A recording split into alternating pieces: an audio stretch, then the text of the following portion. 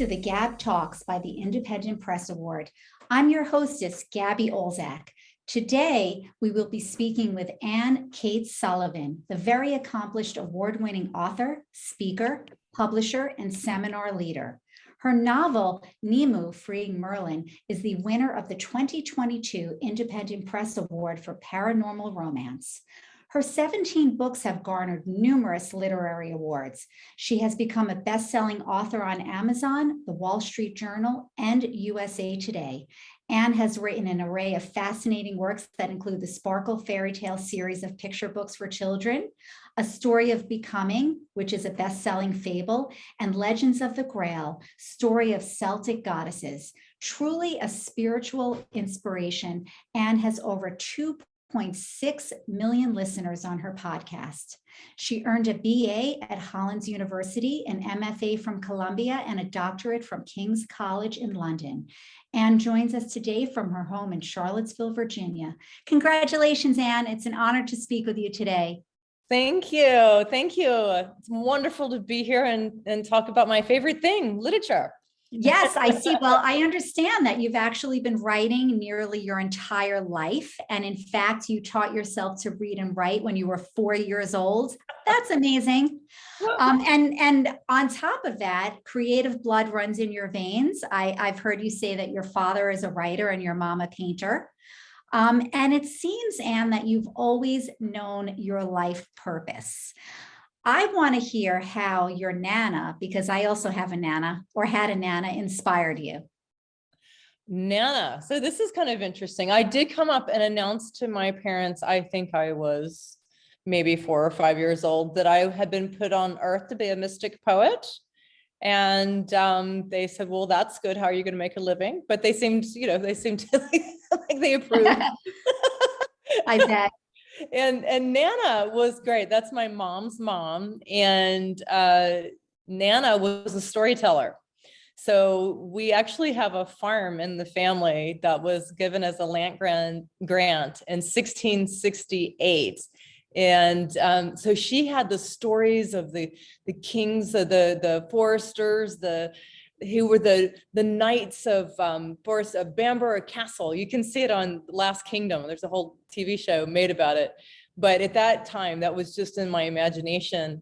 And I loved thinking about Merlin and Hawthorn and Nimue and all these characters, the ladies of the lake. She was my favorite always. And they would come to life in my mind. And she would really encourage that. I think her mother also, Gladys was the name of my grandmother, and then her mother was also Gladys Rivers. And there was something wonderful about that oral storytelling. I just took it to the next level because I could, in this generation, I could write it down and share it with more people. And that you did. And before we delve into Nimue, am I pronouncing it correctly, Anne? It looks like it's actually Nimue. It doesn't look like Nimue, but it's a Cornish name. So of course they pronounce things a little differently, but it's Nimue. And that does actually mean the Lady of the Lake, who was the ruler of Avalon in the Arthurian legend, correct? She was one of the 9 ladies of the lake. Okay, and you said that was one of your favorites. So before we delve into Nimue, tell us about the Legends of the Grail series and why you chose to focus on stories of goddesses. Well, this is sort of fun. Sometimes it's just kismet. So because Nana told me all kinds of stories about Bamborough Castle and our relatives that live in Britain, I applied to King's College London and was accepted, given an overseas research award to go and study my ancestry. I love this. Wow. And, so they told me if I studied Lady Gregory, I was accepted, but they said if I studied Lady Gregory, I would get the Overseas Research Award because they needed more feminine literature. So I agreed, and which meant that I wound up in Ireland, and I became obsessed. From a child, I was obsessed with the stories of the Holy Grail or the Fairy Grail. But in Ireland, that was the first time I ran into these Celtic goddesses that Lady Isabella Augusta Gregory was writing about in Kings and Fighting Men and some of her other books, Guhulin of Merhevna. we won't know them so much in our culture, but I'm wandering around. I thought I was going to be some famous museum, and I'm wandering around waving down guys driving on tractors to try to find these places. But it was very remote in Galway in the west of Ireland, and magical. Really, it was, I opened my eyes up to this new culture, this where the women and the men lived in harmony, and they knew that the women would come together with the masculine, and together they created life, and their union made all life possible on the earth. And I still think that they had something going on there. Sure, but now why the goddesses? Tell us about the importance of that, especially during these challenging times. Why is that important? Well, in many different levels, but I'll back it up to the way that it came to me, because first I went to, it's very famous, it's called the Chalice Well in Glastonbury, England, and it's a pilgrimage place to go. And it was actually, the first church was established there by Joseph of Arimathea, but it's also known as the goddess stronghold, and it's been a place for the goddesses for thousands and thousands of years. So when I went, I actually had a kind of spiritual encounter with the Lady of the Lake. I became really curious about her. So to me, I was an academic and I was smart, but I felt something was missing. Like I wanted to find my feminine side, because this culture, I mean, we're getting better, but it hasn't always been encouraged. And I wanted to find the mother. What's the mother? And as I thought about it, it seemed to me that the Knights of the Holy Grail were questing for the goddess who had really gone missing. And this was the challenge with Christianity, is because at that time, the patriarchal religions were coming on board and the matriarchal were disappearing. And it seems to me that maybe as we move forward, we need a little both. We need the feminine and the masculine dancing together. So to me, it was my quest for the Grail. As you go into Ireland, the Holy Grail quest is actually more for the cup of Christ. And I write about some of that in Heroines of Avalon. But in Legends of the Grail, stories of Celtic goddesses, these are really fairy Grail stories, and they're much more ancient. Some of them are 10,000 years old. The story of the Cailleach is 10,000 years old. Wow. And this is about going back and understanding the true wisdom of the feminine that's the earth speaking. I fell in love with the Cailleach. Did that answer the question? Yes, it definitely did. Now, Nimue, Freeing Merlin, is actually the third book in the Legends of the Grail series, but yet it can be read alone as a standalone. Your protagonist, Nina, is a teenager, actually. Is that correct? In Manhattan, and she travels back in time. So tell us about, and I always think that's fascinating. I'm a big time traveler buff. That's always wonderful to read about. Tell us about Nina's journey, who she becomes, and her quest. So yes, Nina's 17, and she's going through a life change. There's a little bit of autobiography in there, but she's going from New York to England because her father has died and her mother wants to go home. And so she's going back to find her roots. And 17 is an interesting age, it's just that pivotal time. But yes, I have one of those. Yeah. Right. So she goes back in time, and what happens is she's grieving, but she meets this healer, and the healer starts to explain things to her that are pretty deep and a little out there. And she actually gets kidnapped by Morgan Le Fay. I call her Morgan in the book. And what from a more autobiographical point of view, when you get inspired by these stories, in a way you do get kidnapped by the fairies. It was like, oh, you get super excited about the potentials of what could go on here. Initially, with somebody like Morgan, if you take Morgan to the ancient goddess of the sea, she's a very different character, or as the Morrigu, she's a very different character. She's a triple goddess in that sense. than Morgan Le Fay, who's the evil sister of Arthur. And I wasn't sure when I was writing the book if Morgan was good or not. That's part of the tension of the story. I'm not going to tell you what the truth is. No spoilers. Right, no spoiler alerts there, but I really felt that tension in my own psyche writing the book. I think that's what I loved most about writing the book. And Nina is feeling this tension. Am I good or am I bad or am I both, or what's the truth? And is the goddess a good thing? Or, so she's asking a lot of deep questions. This internal struggle that we all have, actually. There you go. Nimue has a mixed reputation. Why did you choose this person? Wow. So right on that. So Nimue, actually, I didn't realize, I think until the book was published, that there was this TV show about this evil Nimue.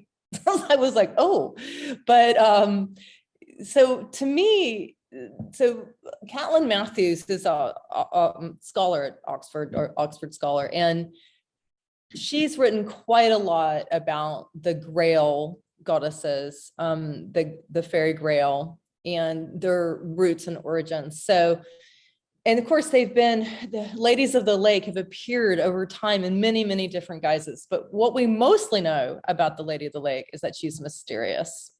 You see her with her hand coming up, giving Arthur the Excalibur, right? So she's always mysterious and magical, right? So I was fascinated by that. And then when I started learning about the 9 faces, or the 9 embodiments of the Lady of the Lake, and they all have different names. So depending on who you talk to, there's a different name for them. But what's really lovely about Nimue is that in some guises, she's the twin flame of Merlin. She's the deep love of Merlin. And I thought, well, Merlin would only really fall in love with a woman if she was very interesting, right? Yeah. So I started, as I was working with her character, I was thinking, gosh, she probably is the twin flame of Merlin, because she has that same tension that he has. In some tales, he was born of the Cambion. He was born of, his father was the devil, and his mother was a saintly woman. And so these struggles between the two. And so Nimue also has this, and some versions, the version I went with is that she's the daughter of the, in quote, virgin Diana, the huntress. And she's smuggled into Avalon because the goddess temples are falling, and she wants her daughter to be able to truly live her life. And she's cared for by these Atlantean priestesses. And of course, I loved when Nina goes back in time, and then it's like doing a past life regression. Suddenly she's somebody else. Right. That's really fun. So what is that? Why it was important for her to go on this quest to free Merlin? Well, I think what happens, there's a tension in the story. She's aware of the part of herself that's good. And when she's faced, I'll tell you something about that. I don't think it's a spoiler alert, but when she's at Camelot, Nimue was meant to be to replace Merlin at Camelot as the counselor of Arthur. But it's at the time when unfortunately Camelot is crumbling. They haven't been able to find the goddess. And there's a trick in the book as to whether or not Nimue might know where the Holy Grail is, right? So you have to go into the book to find that out, and what the Holy Grail is, right? That's the big question. What is the Holy Grail? Always. So in some of the versions of, because I went through the Welsh and the French and the German, all kinds of different versions of the Grail. And in some of the Grail versions, she's beheaded by Balin, who does not know how to wield his sword correctly. And as I was working with her character, I was like, well, there really are 2 Nimues. There's one that is kind of the evil witch, and there's the other part that really is this beautiful, mysterious, powerful woman. And what happens if they go into battle with each other, right? Yeah. And so that she splits at that moment. She splits into 2 people, and the story is about learning how to reconcile those 2 so they can come back together again. So, well, that actually brings me to my next question. I have heard you say that it's important to know your in world and your external world. Tell us the meaning of that. Well, sometimes I divide it up into Joseph Campbell and the hero's quest, the individuation process, which we know the Knights of the Round Table are on their hero's quest. But there's also, I think, a heroine's quest. And it's not gender-based. It's just a different direction. Are you external or internal? The heroine's quest to me is more internal. And so you're going inside to find out your wholeness. What is your wholeness? I believe that you achieve the Holy Grail when you found all your broken parts and you've put them back together in the shape of your own grail. And so that's what the heroine's quest is about being brave enough to go in and find your truth, find your authenticity, and find out, basically there are no bad parts. They're all there for a reason. Right. And once we discover that, that'll really help us to be our whole person and to achieve whatever we want to achieve. I think that's many of the messages that you share with your podcast listeners and your readers. Is that right, Ann? My quest from early on was this quest for the Grail, the quest for wholeness, in many, many different traditions. If you listen to Wisdom of the Ages, which is on the Superpower Network, you'll hear from the yogic perspective, from the Tibetan perspective, from the Christian perspective, from the Jewish, so we have looked at this from many, many different angles. It's really fascinating. I have so much fun doing it. You seem like you're having a lot of fun. So tell us about the visualizations and the practices in the book. How does this help the readers? Well, again, this is the heroine's quest. So this is going inwards to connect to a deity, or inwards to connect to a guide. And I love the work of Carl Jung and the active imagination. And I feel when we go inside and we work with our imagination in this way, that really pretty fantastic things can happen. So in a lot of my practices and visualizations, there might be a tree that you can go into, so you can start consciously dreaming. And I feel this is important, especially in this time that we're in right now. That it was just thunder and lightning. I don't know if you heard that, but anyway, it was in the time that we're living in right now, that when we can dream with our guides, the ones that we know love us, whoever that might be, whether it's Divine Mother is my main guide, but I go in, I work with Divine Mother, and then she appears as many different aspects. And when I work with those different characters, I understand something more about myself, who I am and who I'm not, and also more about the world at large, and how I believe we can come together as a unified force of love. We can actually overcome this divide that we're in, but we have to do it within ourselves. Absolutely. And as far as aspiring writers in this genre, they have to do a lot of those exercises that you just spoke of, certainly. What kind of advice can you offer them?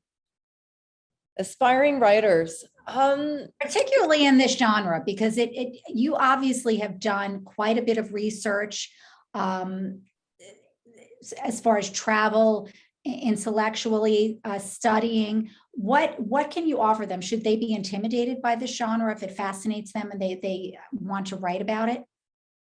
That's a really good question. Should you be intimidated by it? It's a big field.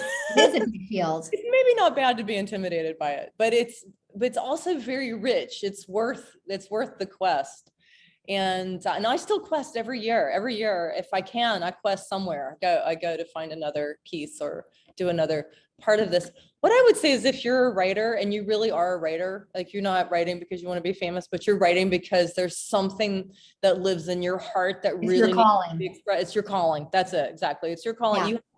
I didn't have any choice. It was like I had my 25th grandmother was Eleanor of Aquitaine, who made the Grail stories famous. So wow. the ancestors, made me do it. No, but we respond to the call of our soul, and whatever that is in you, whether it's from the ancestors, from your future self calling you forward. And I think one thing that's wonderful about being a writer is half of the, I tend to do factual stuff, and then I do fantasy, and I combine them. So you want to do your research So, I mean, to me, research just gives it some structure, some historical perspective. It gives it some depth. And then once you have that container, then you can just really go wild with it. And that's the fun part. I love the active imagination part. Yeah. So what is your new quest now, Anne? What are you working on? I have a series of children's books that are out. There's one that's coming out called Whisper Angel that should be out soon. And another one that just came out called Iala Mother Swan, which is about a boy who flies into the other world on a swan to remember the songs of his soul. So I love that. Oh, that sounds beautiful. And in this series, I'm not sure when it's going to be out. It's called Riddles of the Ancestors, and it's sort of the next step. So each of these books, if you like Irish mythology, you might like Legends of the Grail. If you're more into the Welsh, you might like Heroine's Babylon. Those are short stories. Nimue is the first full-length novel, and then the one that follows is also Riddle of the Ancestors. So there, Morgan Le Fay is the character that's pretty consistent. Nimue makes an appearance too. So they're all sort of interconnected, but yet you can read them on their own. Exactly. I love that. I love that. Yeah. So lastly, Anne, how can we find out more about you? Well, you can go on my website, AynCatesSullivan.com. It's AYN. So that gives you a little hint there. And you can listen to my podcast, Wisdom of the Ages. You can find me on infinitelightpublishing.com. And I've got a new podcast I just started doing called Messages of Infinite Light, which is for the time that we're moving into as we achieve our grail, as we achieve our wholeness, and we walk into this new unified time together. Look forward to hearing that and to looking on your website, hearing some more podcasts. And thank you so much for joining us today. This is Gabby Olzak of the GAB Talks. Until next time, keep on reading.